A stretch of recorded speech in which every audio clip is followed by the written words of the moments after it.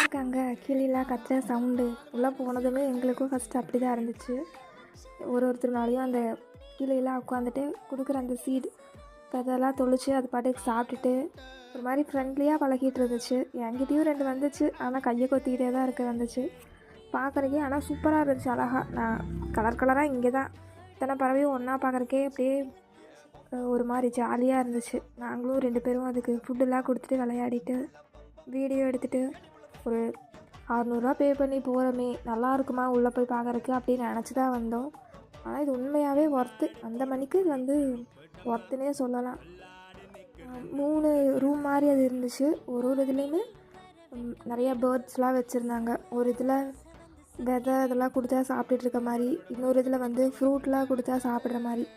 இது பார்த்துக்க வரவே மாட்டேருந்துச்சு. எப்போ பாரு இது முறைச்சிட்டே தான் இருந்துச்சு. நானும் குட்டியாக இருக்குன்னு நினச்சி போய் பார்த்தேன். ஆனால் இது பெரிய பேர்டு கொத்தியிருந்தால் அவ்வளோதான். ஒன்று பழம் அது எல்லாமே சாப்பிட்டுட்டு சண்டை போட்டுட்டு நல்லா இருந்துச்சு.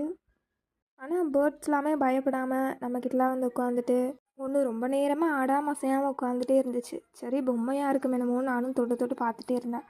அது திரும்பங்காட்டி தாங்க தெரிஞ்சிச்சு உண்மையாகவே அது கொத்துற மாதிரியே வந்துருச்சு. ஒரு செகண்டுக்கு ஆட்டி நின்று போச்சு பயத்தில்.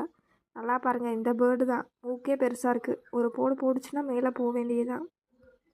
நிறையா இதில் அனிமல்ஸ்லாம் பார்த்தோம். அது அடுத்தடுத்த வீடியோவில் பார்க்கலாம். பாய் பாய்.